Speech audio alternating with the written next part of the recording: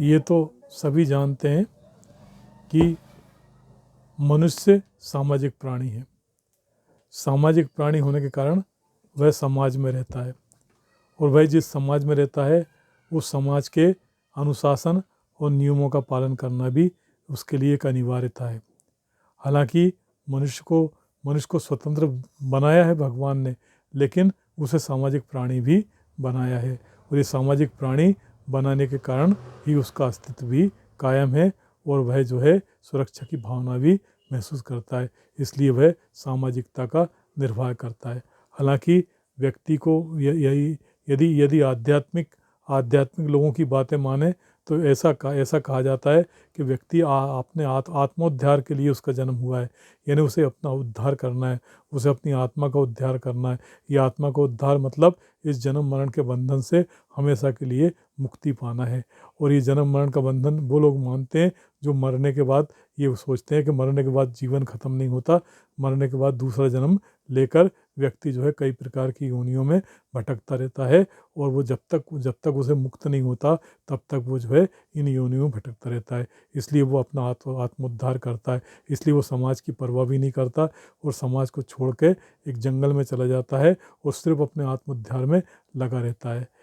लेकिन क्या क्या क्या सभी आत्मोद्धार में लगे रहेंगे तो समाज का क्या होगा? समाज का क्या होगा? समाज की व्यवस्था कैसे चलेगी? और समाज की व्यवस्था अगर नहीं चलेगी तो सबका पालन पोषण कैसा होगा? कैसे लोग अपनी आजीविका का पालन करेंगे? कैसे लोगों में वृद्धि होगी? किस तरह से समाज में विकास उन्नति होगी? ये कुछ भी नहीं हो पाएगा अगर इस तरह से सब लगे रहेंगे।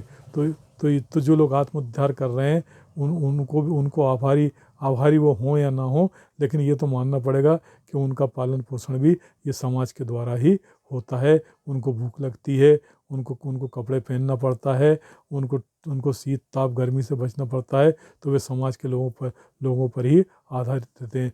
समाज के लोग उनकी मदद करके खुश हो जाते हैं कि ये जो है ईश्वर के करीब हैं, ईश्वर की कृपा इन्हें प्राप्त है, इनके आशीर्वाद से हमें भी कृपा मिलेगी, हम भी सुखी होकर जीवन बिताएंगे। असल में क्या है, इस समाज की जो अवधारणा है, ये समाज की अवधारणा शुरू से ही है, क्योंकि मनुष्य शुरू से ही समाज में रहा है। और मनुष्य नहीं समाज में शुरू से रहा है, बहुत सारे प्राणी भी समाज में सामाजिक होते हैं, वे भी समुदाय में रहना पसंद करते हैं, वे भी समाज में रहना पसंद करते हैं। और समाज में रहना इसलिए पसंद करते हैं कि समाज में उनको सुरक्षा मिलती है, समाज में उन्हें सहयोग मिलता है, और सहयोग मिलके और अनुशासन रहता है समाज में, और इस तरह से वे लंबे समय तक अच्छी तरह से जी सकते हैं। अब समाज में जीने के लिए क्या है, कुछ समाज विरोधी तत्व भी हैं, कुछ लोभी लालची तत्व भी हैं, कुछ मतलबी तत्व भी हैं, कुछ ऐसे तत्व हैं जो अराजकता फैलाते हैं। तो इनके लिए क्या करेंगे? समाज अपनी सुरक्षा व्यवस्था करता है। अब समाज के लिए इस समाज से मिलकर राष्ट्र बनता है। अब राष्ट्र जो है सर्वोपरि होता है, उसमें राष्ट्रभक्ति की भावना है। अब राष्ट्रभक्ति की भावना है तो सैनिक भी होते हैं उसमें। जो सैनिक होते हैं वो रक्षा करते हैं देश की। अब देश की रक्षा करने में उन्हें जो है दुश्मनों का वध करना पड़ता है, और दुश्मनों के वध को समाज ने स्वीकार्य कर लिया है। उस दुश्मनों की हत्या को समाज ने हत्या नहीं माना है, उसको समाज ने वीरता की निशानी माना है। और समाज ने ये भी माना है कि ऐसे दुश्मनों को देश के दुश्मनों का वध करते हुए यदि कोई सैनिक मृत्यु को प्राप्त हो जाता है तो उसे मोक्ष मिलता है, उसे मुक्ति मिलती है, उसे स्वर्ग की प्राप्ति होती है। वह जो है वह आत्मोत्सर्ग करके बहुत अच्छा काम करता है। ये इसलिए स्वीकार किया गया है कि जो देश के दुश्मन होते हैं वे देश को तोड़ना चाहते हैं, और देश को तोड़कर वे देश पर कब्जा करना चाहते हैं। वे देश की सुख शांति समृद्धि और संस्कृति को नष्ट करना चाहते हैं। वे देश की पूरी व्यवस्था को नष्ट करना चाहते हैं। वे देश में अराजकता फैलाना चाहते हैं। इनसे बचने के लिए समाज को, इस देश को, राष्ट्र को सैनिकों की आवश्यकता पड़ती है। और वे सैनिक साधारण नहीं होते, वे सैनिक महान होते हैं।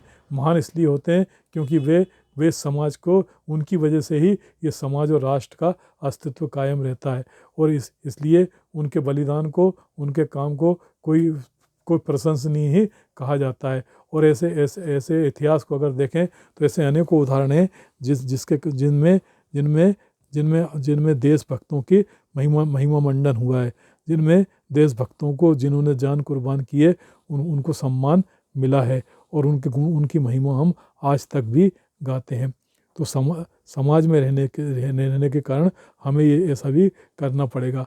अब जो समाज में रहते हुए अपना आत्मोद्धार कर रहा है, वो तो हिंसा से दूर रह रहा है, वो तो जीव हिंसा नहीं करना चाहता, वो तो किसी को दुख नहीं देना चाहता, वो तो इसलिए वो जो है इनसे दूर रहता है। पर वो दूर रहकर केवल अपना आत्मोद्धार कर सकता है। उससे समाज को क्या भला हो सकता है? उसको वो समाज को क्या भला हो सकता है? वह जाएगा, समाज के लोग ही उसको जो है उसका पालन पोषण करते हैं। समाज के लोग ही उसे दान पुण्य देकर उसके आश्रम को और उसके निवास की व्यवस्था करते हैं और उसको भक्ति करने का अवसर प्रदान करते हैं।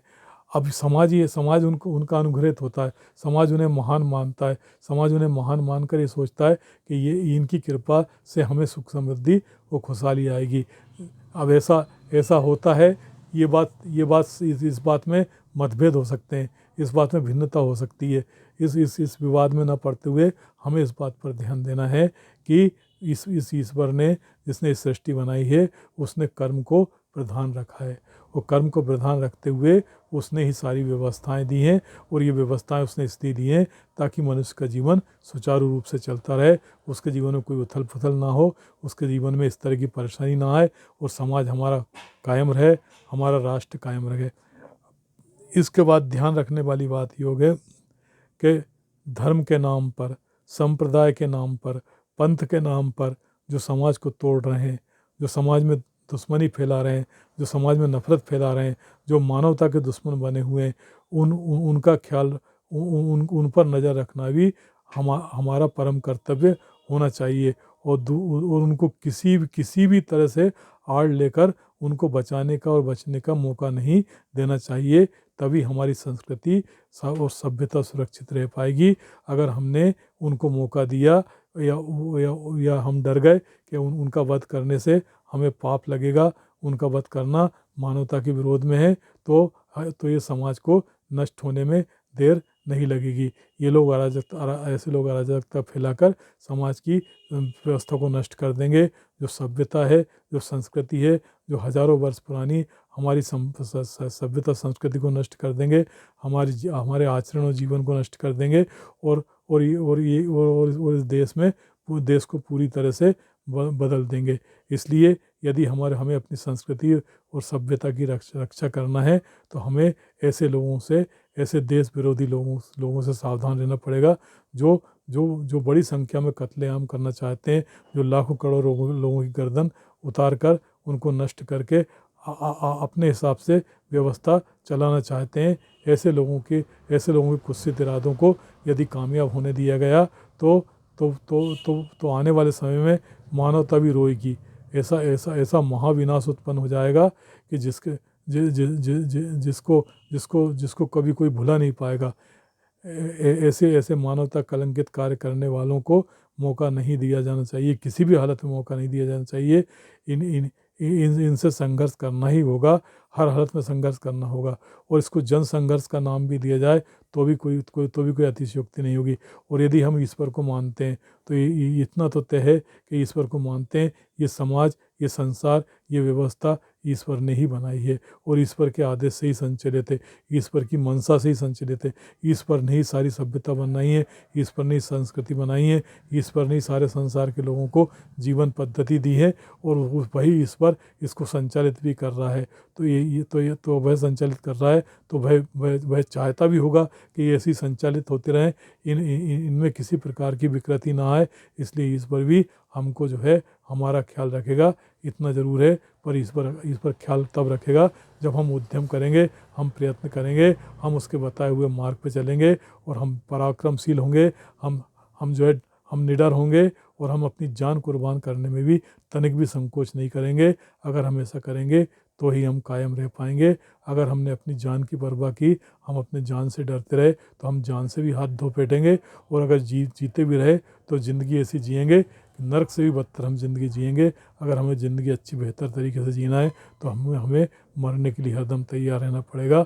और हमें इस समाज की इस व्यवस्था को कायम करना है तो हमें कठोर और अपने निर्णय लेने ही पड़ेंगे। आत्मरक्षा करना हर व्यक्ति का अधिकार है। और विषैले जीव जंतुओं को लोग इसलिए मार देते हैं कि अगर उनको नहीं मारेंगे तो वो हमें मार देंगे, उनके जहर से हम नष्ट हो जाएंगे। हिंसक जीव जंतुओं को भी इसलिए लोग उसका हिंसक जीव जंतुओं से भी इसलिए दूर रहते हैं लोग कि अगर उनके पास जाएंगे तो वो भी हमें जो है हमारे प्राण ले सकते हैं। अगर प्राण लेने पर आमादा हो जाएं तो हमारा कर्तव्य होता है कि हम अपनी आत्मरक्षा के लिए उनको नष्ट कर सकें। और यही प्रकृति का नियम है। जो बलवान है, जो शक्तिशाली है, वो कायम रहेगा, जो कमज़ोर है वो नष्ट हो जाएगा। और जब नष्ट हो जाएगा तो केवल इतिहास में उसका नाम शेष रह जाएगा। इसलिए नष्ट होने से बचना है तो अपनी रक्षा करने के लिए हमें प्रयत्न करना पड़ेगा। और उस रक्षा करने में हमारी जान भी चली जाएगी तब भी हम आज़ादी के साथ मर सकेंगे। आज़ादी के साथ मर सकेंगे। गुलामी की ज़िंदगी एड़ियाँ रगड़ रगड़ कर नार की जीवन जीने से तो बच जाएंगे। इसलिए ऐसी स्थिति में आत्मोत्सर्ग भी जायज़ कहा जा सकता है। और इस बारे में कोई मतभेद नहीं है। इस बारे में सब एक मत है और इस बारे में सबको एक मत होना भी चाहिए।